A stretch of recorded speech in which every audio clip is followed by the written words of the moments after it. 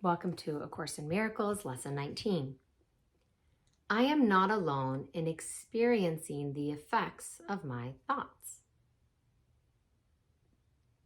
The idea for today is obviously the reason why your seeing does not affect you alone. You will notice that at times the ideas related to thinking precede those related to perceiving, while at other times the order is reversed. The reason is that the order does not matter. Thinking and its results are really simultaneous, for cause and effect are never separate. Today, we are again emphasizing the fact that minds are joined. This is rarely a wholly welcome idea at first, since it seems to carry with it an enormous sense of responsibility, and may even be regarded as an invasion of privacy. Yet it is a fact that there are no private thoughts. Despite your initial resistance to this idea, you will yet understand that it must be true if salvation is possible at all.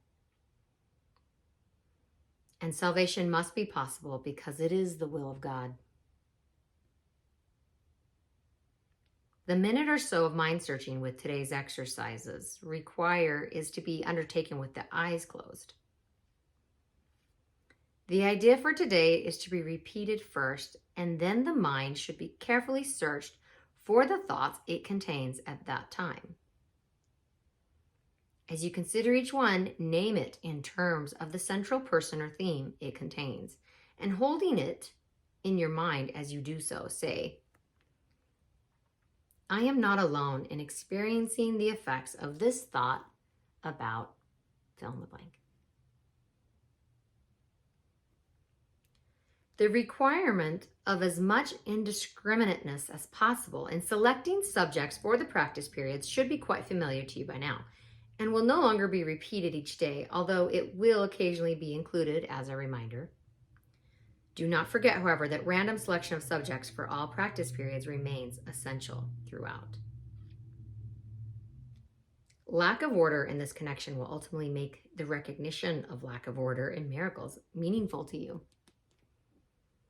Apart from the as-needed application of today's idea, at least 3 practice periods are required, shortening the length of time involved if necessary. Do not attempt more than 4.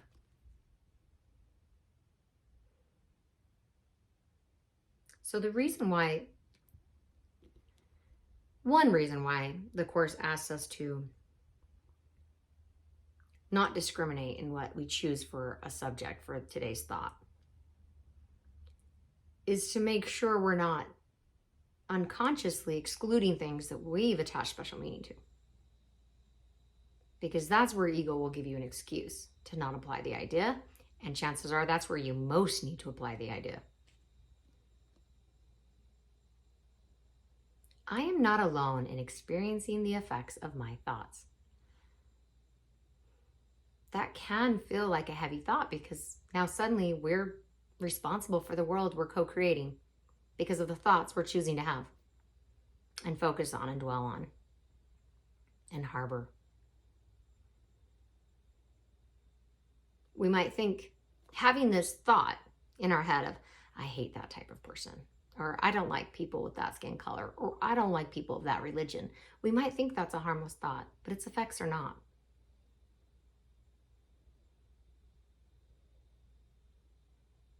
Any type of fear, prejudice, bigotry, hatred is not a private thought, and its cause and effect are immediate in the reality that we're co-creating. So they're not harmless. Their effects are not harmless, even if the thought itself is untrue and unreal and based on delusion. Thanks for joining me today. I'm really proud of you for doing this work. This is indeed a Course in Miracles. This is indeed a course on creating the peace and the love and the light and the love that you desire in your life. Thanks for being here. I'll see you tomorrow for Lesson 20.